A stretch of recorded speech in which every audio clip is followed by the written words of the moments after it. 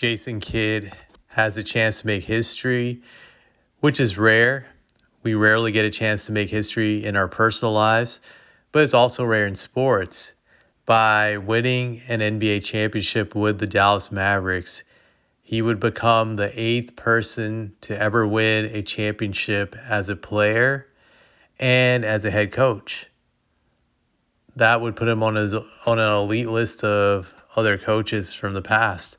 I believe Pat Riley won a championship with the Lakers as a player, and Phil Jackson also won a championship with the Knicks as a player. So I would put him in rarefied air, elite company, as they would say.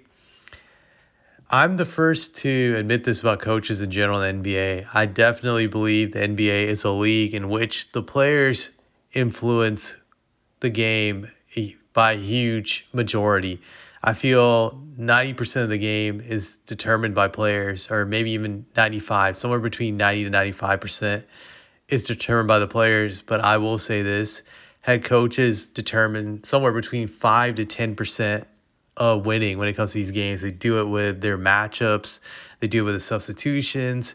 They do it with their timeouts. They do it with even working the refs. All those things play a role. And I have to say, Jason Kidd has been money throughout the playoffs when it comes to his substitutions and his adjustments from game to game. Every game he makes the right adjustments, especially whenever his team loses. His counters have been great throughout the playoffs. There's one thing I like what he's done with the Mavericks, at least offensively, the way he has Luka running the offense from behind the three-point line in a half-court set. That's amazing because it forces teams to make a difficult decision. Do they double team Luka? Because if you double team him, then you have to worry about Gafford or Lively getting an easy layup or dunk. But if you play him on single coverage, then you're giving Luka an easy chance to score because one-on-one Luka is pretty much unguardable. That's one thing I had to admit is a great strategy. It puts teams in a bind. It forces them to adjust to the Mavericks, more so the Mavericks adjusting to them. That's really brilliance on Jason Kidd, so I give that to him. One thing I've looked at Jason Kidd's coaching career, and I have to say his record is not bad at all. 323 wins all time and 296 losses. He's had a 52% winning record, which you have to respect because it's very hard to have a winning record in the NBA. Very few coaches have that, so props to him on that. I'll definitely give him that. And you look at every place he's coached, he tends to be decent, at least a little bit above average, with finishing above 500. He started his career off with Brooklyn for one season. They were 44-38. That team had Paul Pierce kind of still at the edge of his career, being almost washed, but he wasn't washed yet. He was still solid. But Kevin Garnett was washed on that team. Brook Lopez was probably that team's best player. Darren Williams was starting to fall apart at that time. So it was kind of like a weird team, but they still managed to get out of the first round that year. And then he went to Milwaukee where he had a young Giannis who wasn't a star yet, who was still developing. He managed to have some decent success there too. Granted, there was some controversy. There was stuff written about his crazy practices, the abuse he put players through. So I think that cut his stay there after a few years. It was a huge reason why Milwaukee fired him, despite him having a good record during his final year there. I think they were above 500 when they fired him during the regular season. Then after that, he couldn't get a job for a few years. He goes to Dallas. In his first year with the Mavs, he's able to win 52 games. Keep in mind that Dallas team a few years ago had a Jalen Brunson who wasn't proven yet, but it had potential, but still an unknown.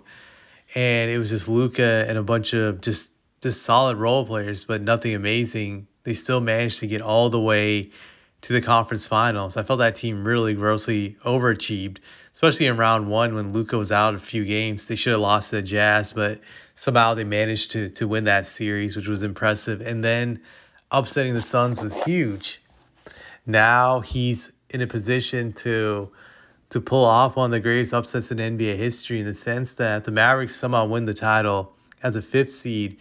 they would have the second lowest seed in NBA history to win a title since the Rockets won as a 6th seed. No team has ever won a championship being that low when it comes to seeding. So they would have the second lowest seeding in NBA history to win a title, which would be amazing. And on top of that, I think what's even impressive is that very few great players have won a championship as a coach. On the top of my head, I can only think of two. Bill Russell won it as a player coach. Lenny Wilkens, who not many people talk about, was a great player. He was on the 50 greatest players list and then the 75 greatest players list, Hall of Famer. He won a title as a coach of the Sonics during the 70s, which shows again how hard it is for great players to coach, because they don't see the game through the same lens as just regular players, which makes them have unrealistic expectations of their players. Whereas with Kidd, he's been balanced. Despite being a great player, he's still able to figure out when it comes to having expectations of his players and putting them into situations to succeed. I give him credit on that. It will be very interesting to see what adjustments he makes during this series against the Celtics, how he counters them after a loss. That's what I look forward to seeing. I think that's going to be very, very fun to watch. So I'm definitely hyped about seeing those little things that he tinkers with throughout the series. That's pretty much all I have to say about him.